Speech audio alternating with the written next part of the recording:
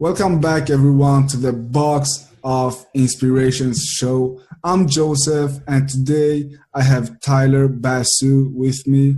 So good to have you here, Tyler.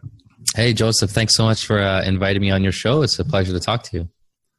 Awesome. And Tyler is the content manager at Thinkific, a software platform that makes it easy to create and sell online courses. He's also a podcast host and the publisher of Lifestyle Business Magazine, an online magazine that features helpful articles and interviews with lifestyle entrepreneurs. And Tyler, how long have you been with Thinkific now? Let's see here. So I started, it's kind of a funny story. The way that I started working with them was because the founder, Greg Smith, the co-founder and CEO, he was actually a guest on my podcast a couple of years back, and we kept in touch. Nice. So I started working for them by writing for their blog just a couple of days a week. This was in February of 2016, so a little over a year ago. And after a few months of just writing content for their blog and getting some good traction and, helping to bring some exposure to the company and bring in some customers, they asked me to come in and just take over the content strategy full time. And so I've been here since the summer, full time as content manager, since the summer of 2016. Awesome. Imagine the possibilities and the opportunities just from having someone as a guest on your podcast and then working full-time in an amazing company and a growing company, as you told me before this chat. Yeah. When I think I was person number 12 or 13 when I got started here, and there are now about 50 people on the team here, and it's growing really, really fast.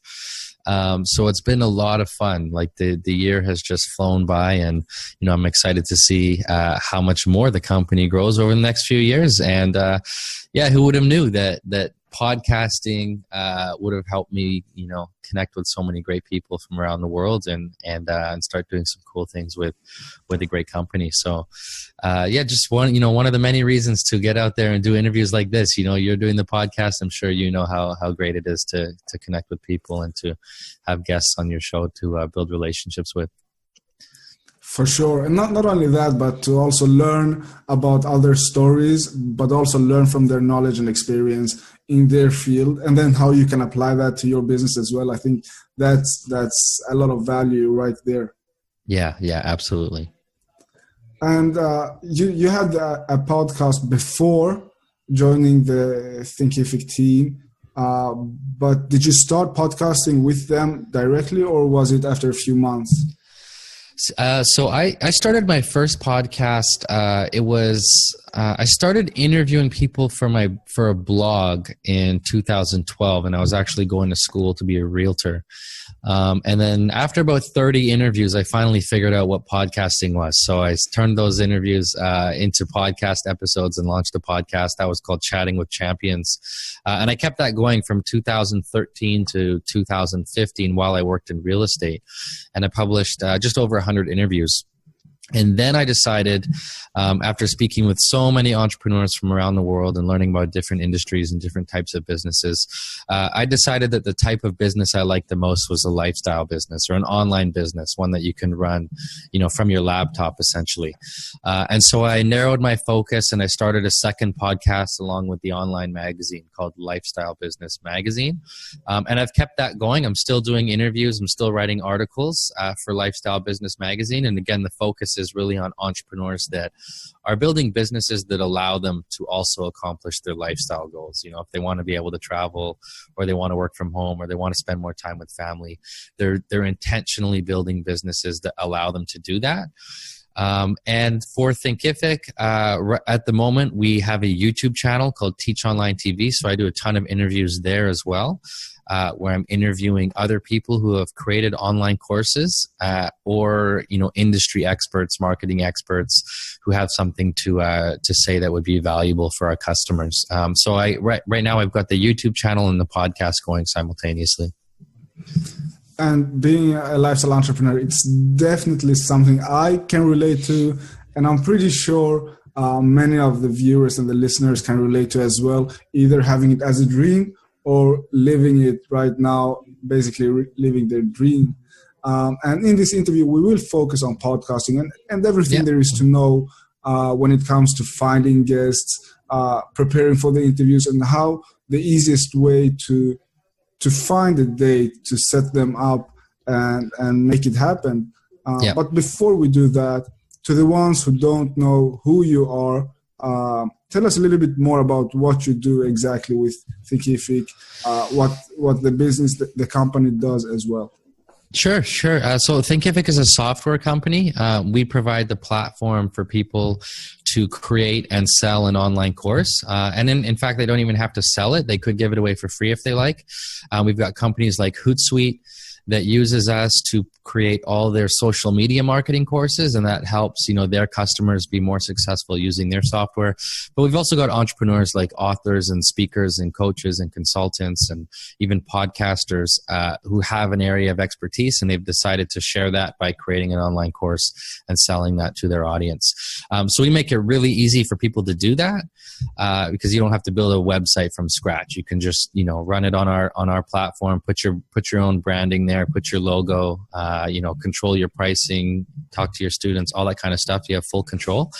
And what I do for the company is I'm in charge of all of the content that we put online. So the blog articles, case studies with customers, guest posts from other contributors, videos for the YouTube channel. My job is to make sure that we're putting out enough information that helps people be successful with creating or marketing their online courses. So I hope that answers your question, but I'm happy to expand on that if you like.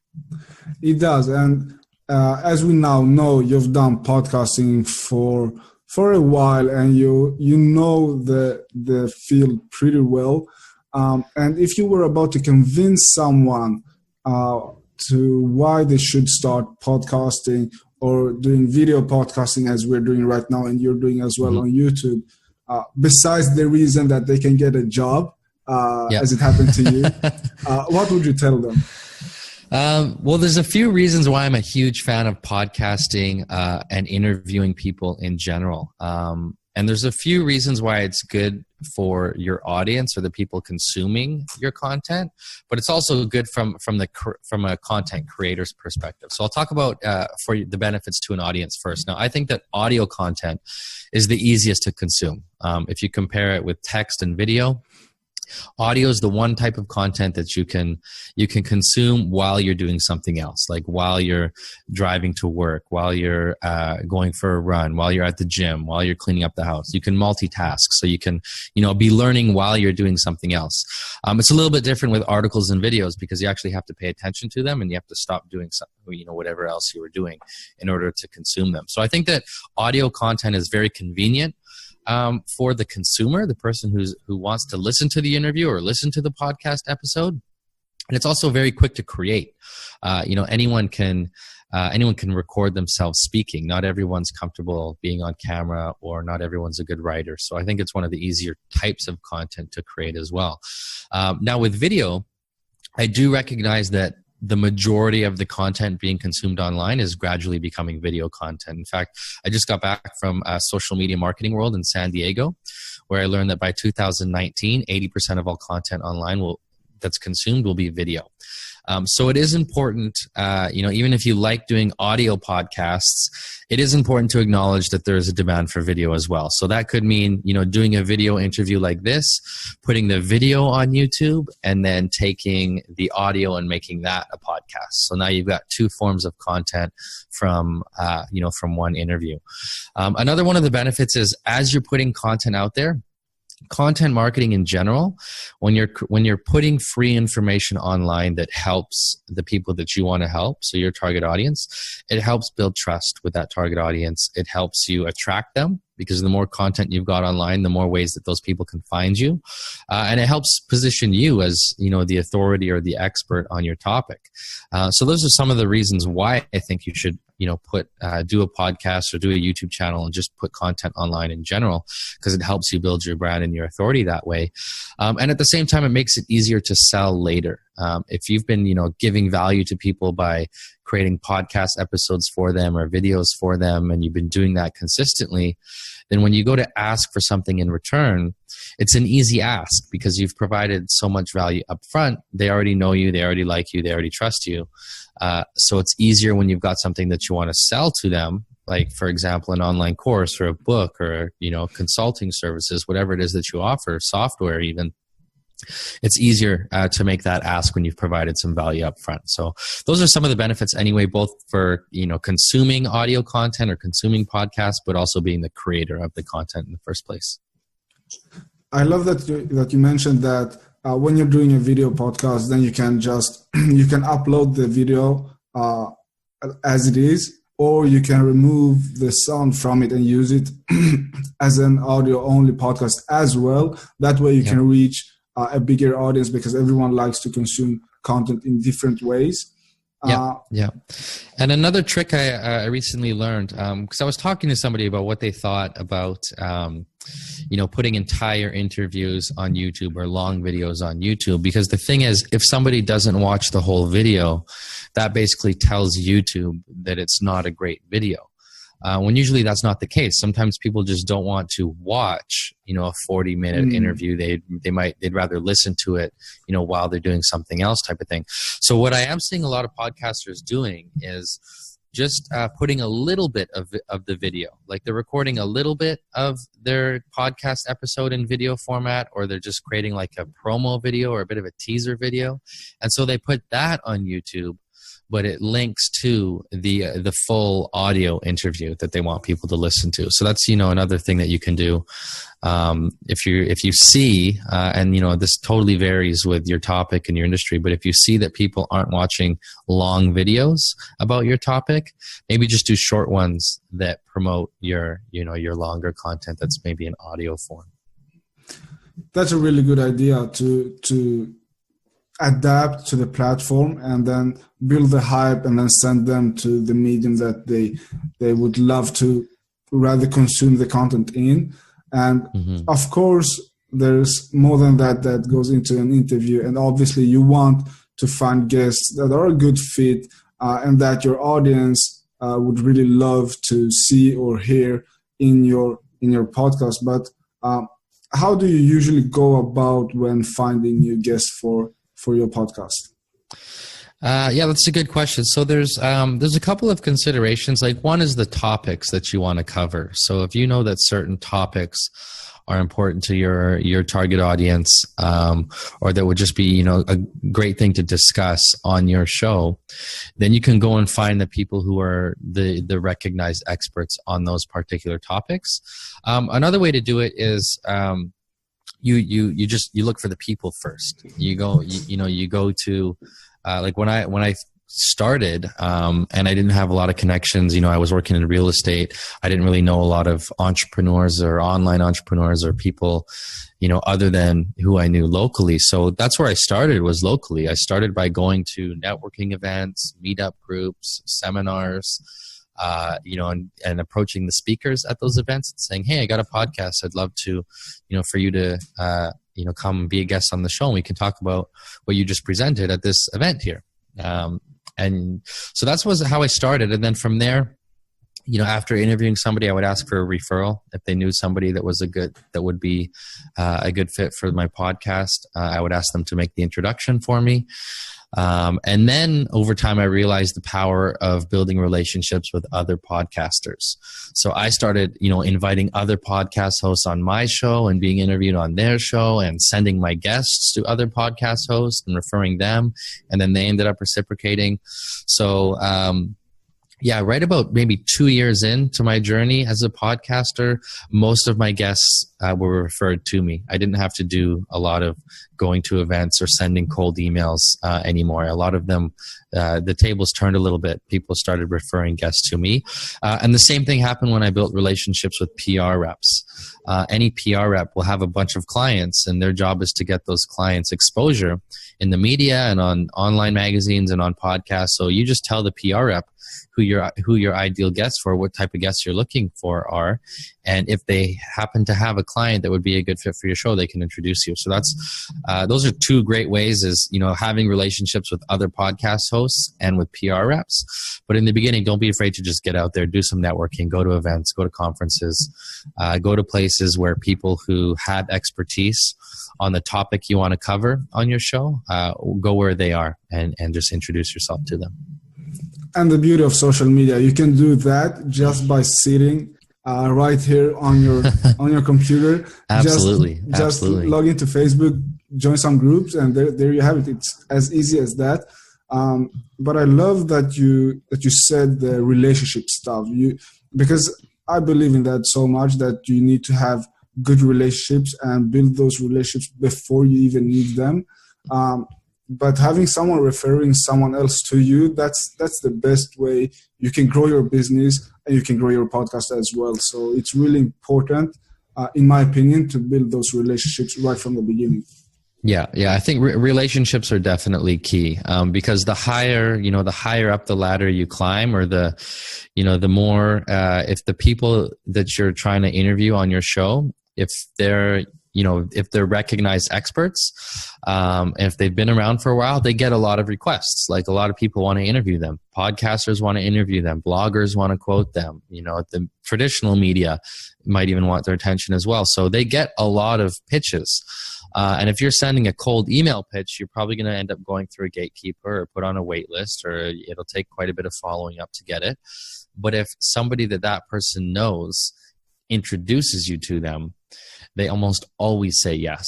In fact, the only time I've had an introduction say no is just because of the timing, and we ended up, just doing the interview a few weeks or a few months later. But introductions, personal introductions and referrals are the best way to get those higher caliber guests on your show, for sure. It definitely is, and this is how I do my joint venture collaborations as well.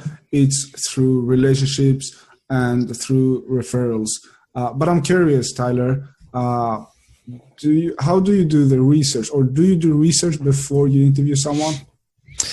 So I found that preparation is definitely important, but you can over prepare. I used to, if I had a guest on my podcast that was an author, for example, I would read their whole book before interviewing them. Which is pretty good research. But what I find in doing that is it takes away a little bit of my curiosity, because you got to remember, the people who listen to your interview with somebody, they probably didn't read their whole book, or they might not know who that person is. And so they're going to be very curious as to who they are and what they have to say. And so I don't want to take away my curiosity by being too prepared. But I don't want to be underprepared, where I'm asking silly questions that I could have Googled, or, I don't even know what they do or how to pronounce their name or something silly like that. So I do enough research to give me, some general guidelines or some general ideas for questions of what I want to talk to them about. But I'm totally prepared and willing to just let the conversation go wherever it goes. Like, if they say something that comes up and I want to dig into that a little bit deeper, I'll do that. I don't necessarily stick to my outline all the time. And actually, I learned that lesson in a pretty funny way, because I interviewed a guy named Grant Cardone a couple of years back. I've interviewed him twice now, but the first time I interviewed him was where I learned this lesson the hard way, because I had my set list of questions. I mean, I'd read this guy's book. I've more than one of his books. I've watched his YouTube videos. I've read his articles. I followed him on social media. So I had over prepared, I think, and I had my bullet list of questions to ask him. And he figured out about 10 minutes in that I was following an outline, and he didn't like that. So he's like, hey, and we were doing video, and he said, hey, are you, what do you got in front of you there? Do you have notes? Do you have an outline? And I said, yeah, I have my questions printed out on paper. He's like, show me the questions, put them up to the camera. So I picked up my questions and I showed them to him like this. And he's like, crumple those up right now. I'm like, oh man, okay, fine, okay. Crumpled them up, got rid of them. He's like, see that? And then he got back into his story, like, see, that's the problem about most entrepreneurs. They want to stick to their outline. They're not willing to just roll with it. He turned it into a lesson. But it was a lesson for me as well. And the interview became more conversational after that. Yeah. So the next time I interviewed him, and with other guests after that as well, I don't try to stick to, every single question on the outline. I'm more flexible now, and I try to be more conversational now, and that helps. I think most of the podcasters have had that experience, maybe not in that exact way, but somehow close to that. I always do research. I always prepare a few questions at least, and sometimes I even send them to the speakers if they want to. But it's so important not to be inside that square, inside that box. But it's good to have them as guidelines if the interview, for example, that interview that you had, it was pretty easy to have a conversation with him, I can imagine. But sometimes it doesn't go that way. So I think it's good to have something to lay back on. But otherwise, I definitely recommend to don't overkill it. Don't prepare too much. But a little bit is good, and then go with the flow as the discussion is going. Yeah. So what I do now, in the format that I found to work best for me, at least, is I usually start an interview with some standard questions, and I wrap up with some standard questions. And any guest on my podcast, or even interviewing people for YouTube, I typically start and wrap up the same way. But in the middle, I'm flexible. And we're talking about that person's expertise. I'm getting them to share stories. I'm digging deeper on something if I want clarification, or I want to spend a bit more time on a certain question.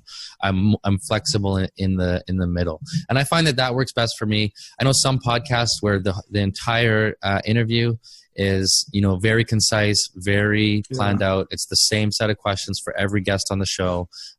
John Lee Dumas from Entrepreneur on Fire is an example of that.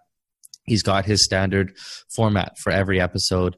And then there's the complete opposite. Somebody like James Altucher on his podcast, you have no idea what he's going to ask. I don't even think he knows some of the time. And he's talking to people for an hour, and he's hitting them with like 100 questions, anything that comes to mind, and he's interrupting them. And it's great. It's it's a great show. So there's no like right or wrong way. You just got to find the style that works best for you. I think whatever works, whatever you feel good about. For sure, and those different kind of podcasts are working. And also, for example, Mixergy by Andrew, or Nathan Latka has an amazing podcast as well. Very different than most of the other podcasts out there, and they are both working. They are targeting different people, of course. But are you sending something to the guests so they can prepare as well, or just the topic, or maybe some let's say an old interview, so they know kind of how the podcast is going on?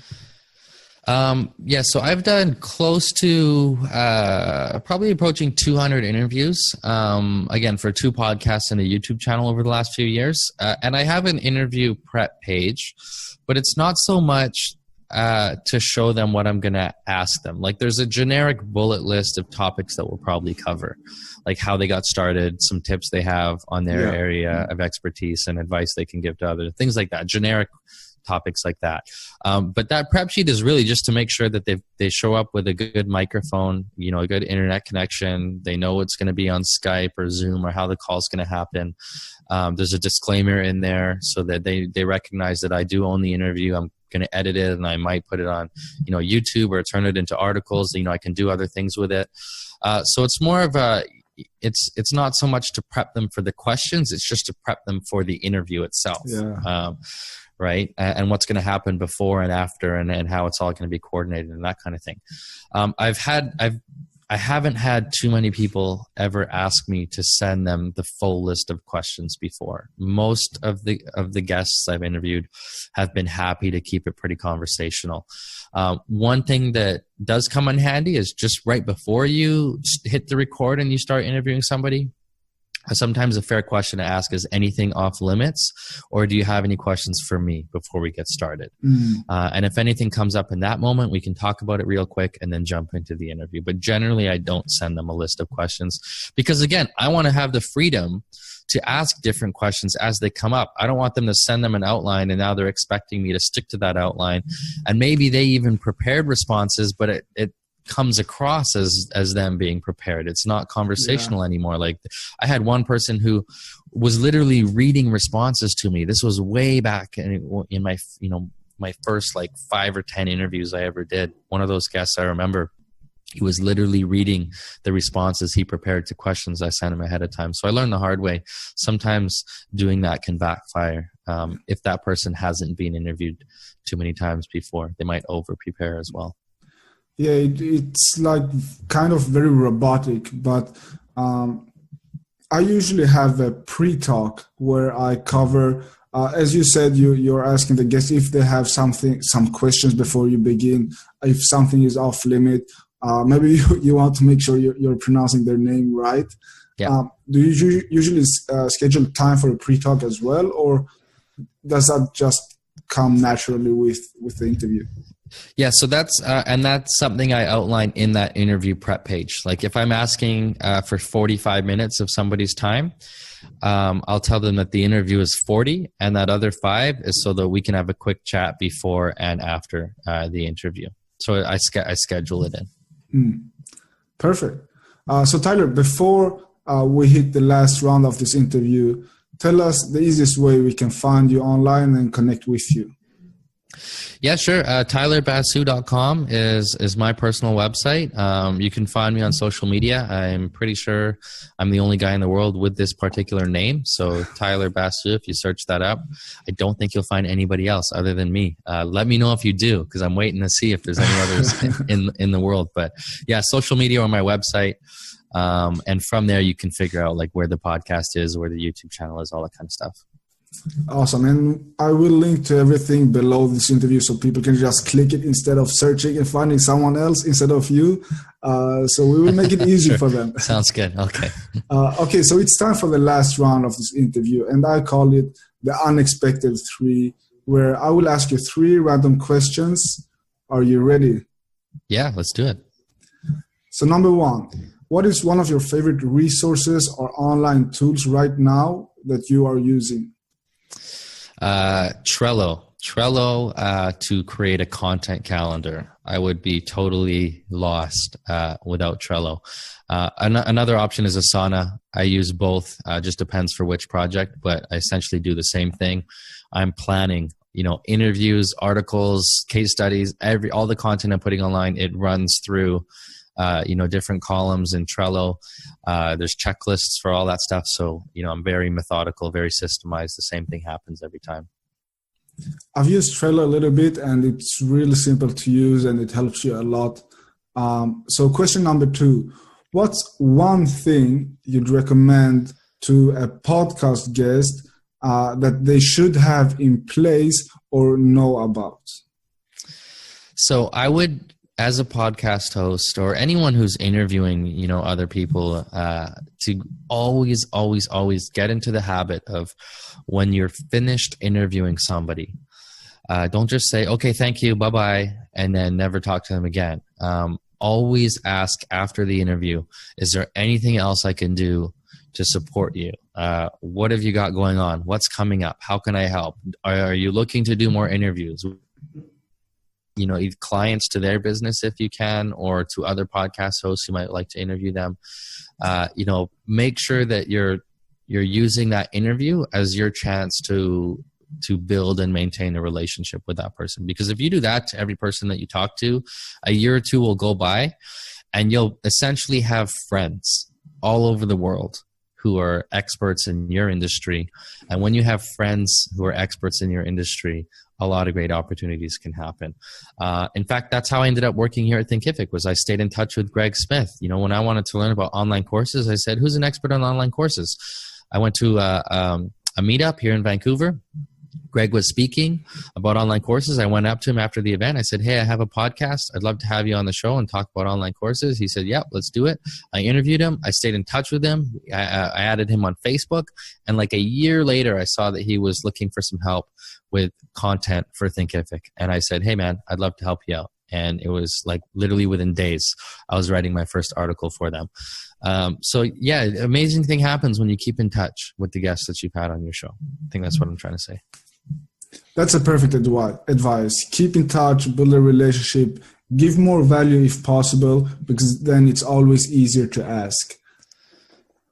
And the last question, what is one advice you'd give to someone who's thinking about starting a podcast? Just start it, man. It doesn't have to be perfect from day one.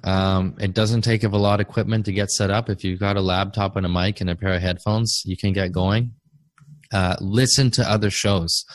Don't try to be exactly like any one particular show, but listen to a bunch of other shows, podcasters that have been doing it for a while, and take bits and pieces of their style and what you like until you create your own style. But don't wait until you think you're going to have the perfect show from day one, and be prepared to stick with it for a long time.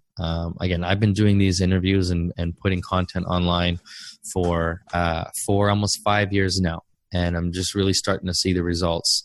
In terms of creating a career for myself, right? I was able to quit real estate because of podcasting, essentially, and the relationships that I built.